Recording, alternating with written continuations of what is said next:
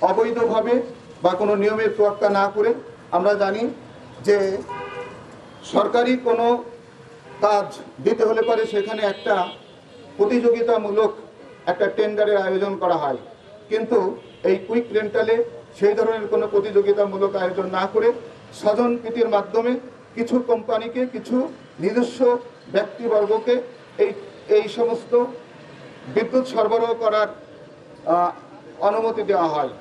এই সমস্ত বিদ্যুৎ সরবরাহ করার অনুমতি দেওয়ার সাথে সাথে তাদেরকে একটা দায়মুক্তি, একটা আন্দোলন, দায়মুক্তি একটা শর্ত দেওয়া হয় বা দায়মুক্ত একটা আইন করা হয়। ইতিমধ্যে আমরা যেটা শুনেছি যে আসলে দায়মুক্তি দেওয়া হয় কখন, যখন সেখানে কোনো দুর্নীতির সম্ভাবনা থাকে, সেখানে যখন কোনো অনিয়মের সম্ভাবনা থাকে, তখনই কিন্তু এই দায়মুক্তির কথাটা আসে। যদি সুষ্ঠুভাবে, নিরপেক্ষভাবে, প্রতিযোগিতামূলকভাবে যদি সরকার তার টেন্ডারগুলো দেয়, তাহলে পরে সেখানে দায়মুক্তির প্রশ্নটা আসতো না।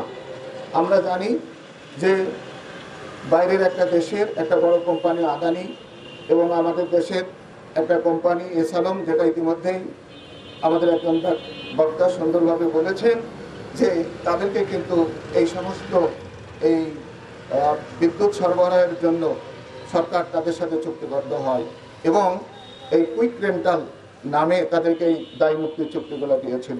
তো আমাদের সরকারের দাবি হচ্ছে বা আমাদের আজকের দাবি হচ্ছে যে এই সমস্ত অবৈধ চুক্তি যেটা বিগত সরকার করেছিল সেই সমস্ত চুক্তিগুলোকে বাতিল করতে হবে এবং যারা এই অনিয়মের সঙ্গে যুক্ত আছে তাদেরকে আইনের আওতায় নিয়ে আনতে হবে।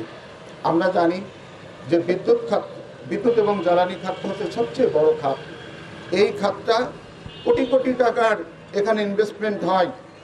এই খাতটা সবসময় দেখা গেছে যে রাষ্ট্রের প্রধানমন্ত্রী তার নিজের হাতে রেখেছেন, কিন্তু এই নিজের হাতে রেখে যদি সেখানে দুর্নীতি করা হয় সেটাকে আমরা আপামর জনগণ মেনে নিতে পারি না। বলা হয় জনগণই সকল শক্তির উৎস, জনগণই রাষ্ট্রের মালিক, আমাদের সংবিধান তাই বলে।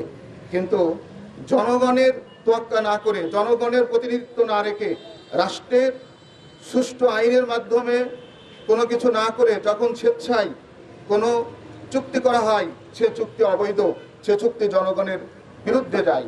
আমরা সেই চুক্তি বাতিল চাই। আরেকটা বিষয় যেটা আমাদের অনেক বক্তা বলেছেন যে সরকার কেন ব্যবসা করবে, সরকারের ব্যবসা করার কি প্রয়োজন? সরকার তো জনগণের সেবা দেবে। এই বিদ্যুৎ উৎপাদন করতে যে পরিমাণ অর্থ ব্যয় হয় সেই অনুযায়ী বিদ্যুতের দাম নির্ধারণ করা হবে, কিন্তু তা না করে সেই বিদ্যুতের উৎপাদন খরচের সঙ্গে যদি প্রফিট যুক্ত করা হয় তাহলে সেটা জনগণের জন্য ভোগান্তির কারণ হয়। একটা সরকার কেন এই ধরনের প্রফিটের চিন্তা করবে এবং সরকার কেন ব্যক্তি মালিকানার সাথে চুক্তি করবে? যে কথাটা আরো আমাদের বক্তারা বলেছেন যে সরকার নিজেই একটা এন্টিটি, সরকারের সেখানে নানা অর্গানাইজেশন আছে। আমরা জানি সেখানে বিআরসি, বাংলাদেশ কমিশন বলে একটা কমিশন আছে। সেই কমিশনের মাধ্যমে এবং এর সাথে দেশের সৎ এবং যোগ্য নাগরিককে যুক্ত করে এই বিদ্যুতের মূল্য নির্ধারণ করতে পারে, কিন্তু তা না করে সরকার যখন এটা স্বেচ্ছাচারিতার মাধ্যমে এই বিদ্যুতের দাম নির্ধারণ করে তখন সেটাকে দুর্নীতি ছাড়া আর কিছুই বলা যায় না এবং আমরা সেটা মেনে নিতে পারি না। সুতরাং আজকে আমরা এখানে দাঁড়িয়েছি এই জন্য যে সমস্ত অবৈধ চুক্তি হয়েছে তা বাতিল করতে হবে এবং এর সাথে যারা যুক্ত আছে তাদেরকে বিচার করতে হবে।